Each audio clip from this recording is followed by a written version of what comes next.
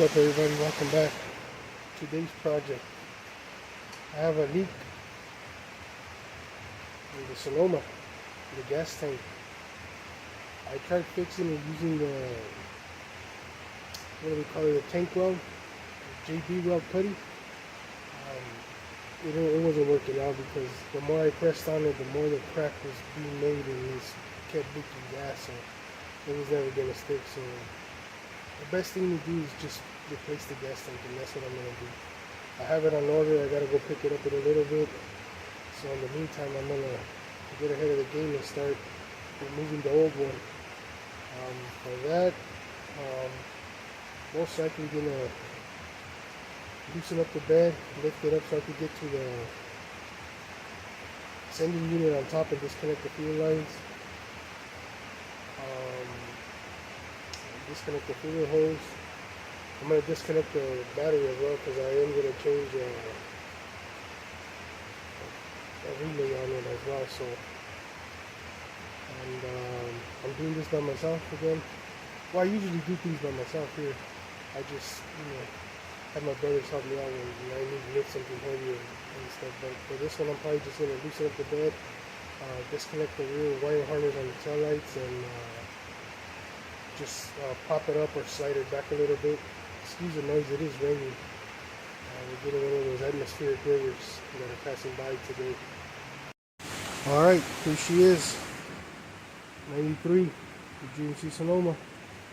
I have the front already on Jackson's. I just have the wheel dollies under there, but they're loose. So I have it on Jackson's. I just have them there for extra security, I guess, but probably gonna end up jacking up the back a little bit, and so I can get more clearance and start removing the bed. Alright, I don't know if you can see good, but I'll try to get some light on there. You can see the leak is in this corner, and the problem is these things have a plastic shield cover in the front or in this side of the gas tank. And what happens with mine was when I took it off, I found a lot of dirt, debris, and it was all moist. So what happens is most likely it piles in there, and it starts it gets moist when you wash your car, the rain, whatever, and it doesn't dry out quick, and it just contact on the metal, and eventually it'll get to it and it'll rot it out. So I don't know, I might just clean it and put it back. If not, I might just leave it off because I don't want to run into this problem again. But most likely this still is the original tank, so it took a while to get to it, but eventually I was the one that got it. So you can see the leak right there. But yeah, let me get this off. Alright, took me a while to get the bed off, but here's my setup. I have the same piece of 2x6 that I was using on the forklift to remove the cab on the GMC, the other one, the 71. I used it. This thing, when I bought it, it had, I don't know why they welded these pieces onto the frame, and it had some brackets inside the bed. Looks like they, I don't know, towed something heavy with it. I think it was used like as a farm truck or something like that. But I propped it up. It's secure. It's on both of those mounts on both sides, so it's nice and secure. Gives me enough clearance to get under there and disconnect the harnesses and the hose and stuff like that. So you can do it by yourself. What I did was I used two different I took off all the 6 bolts, disconnected the wiring harness over there, loosened it enough to where I could prop up the bed, and I used on the front bed under bed rail where the bolts go, I believe, they mount on the cab supports, on the bed supports. I used 2 different 2x4s to prop it up, until I was able to get this piece and wedged it in there, and it's good to go. Okay, this is where we're at. Everything's disconnected on the sending unit. I took off the bottom strap and I'm holding this part of the gas tank with a jack.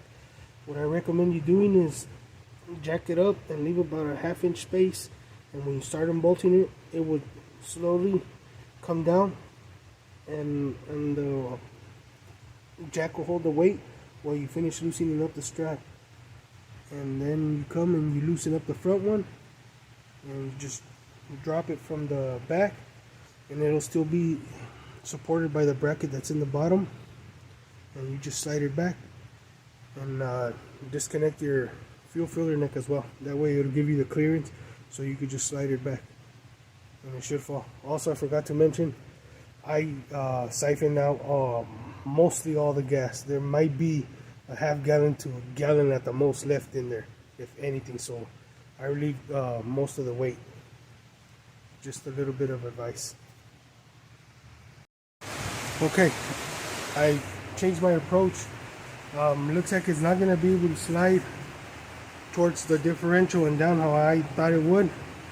So what I'm going to end up doing is, by loosening it or taking off the straps, it'll give you access to the strap hole that's in between the tank and the frame rail, but you are going to have to remove these 4 bolts and drop down the bracket, so it would just drop straight. I believe it should drop straight down.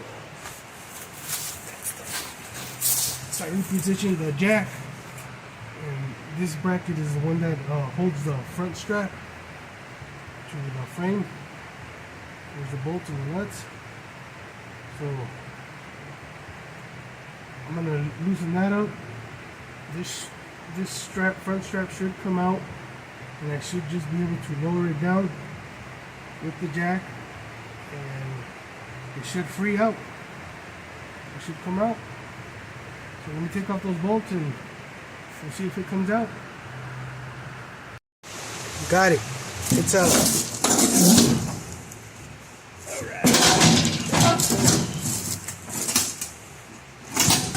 On the ground, as you can see. Oh, I'm gonna put this rag back in there. Hold some of the fumes that are still in there. There it is. She's on the ground. Definitely helps if you empty out your gas tank. So do that. There it is. The sending unit is new because I replaced it like about a year ago. So this stays. This gone. Alright, just picked up the new tank. Comes with lock ring and seal for the fuel sender.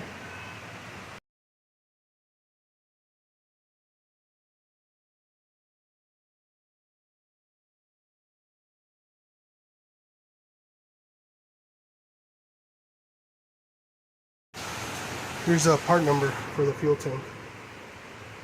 It's a precision tank FT526. Okay, it's currently the following day. I didn't have time to finish yesterday. Some things came up in the afternoon which pretty much took up the rest of my afternoon and evening. So it's currently the next morning, still raining, so I'm gonna be back on it. The new tank didn't come with isolators for the straps, so I had some time to jump on the forums, and people swear by using old bicycle inner tubes and rubber and stuff like that. So that's what I'm using. I have a couple old bikes that have decent popped inner tubes in them, so I'm using that, and the only thing that I had to hold it down is Gorilla Tape. I know it doesn't look too pretty, but I mean, it goes under the truck and it's for my daily driver. If this was for like a customer or something like that, you know, I probably, or you know, if you were doing it for a customer, not that I do customer vehicles, but you probably want to take the time and order the correct isolators and whatnot to do this. So, but me, it's my daily, you know, I'll give it a shot, see if it works. Hopefully I don't have to take it off and order the new ones and the correct ones and do it the right. Hopefully this works.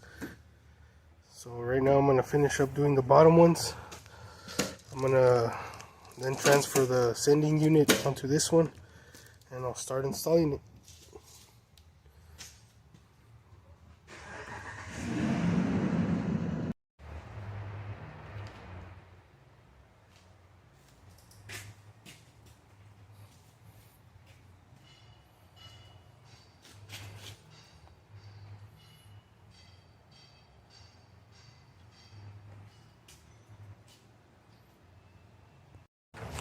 Alright, tank is in. I removed most of the excess rubber that I used as an isolator, so it could look a lot cleaner, because it was just looking too, it was just too much. So I cleaned it up, installed everything. Bottom, you can hardly see the bottom, but everything's there. Everything's bolted up tight. Time to lower the bed. Alright everybody, she's done. She's on the ground. All I gotta do is just put some gas back in her, turn it on.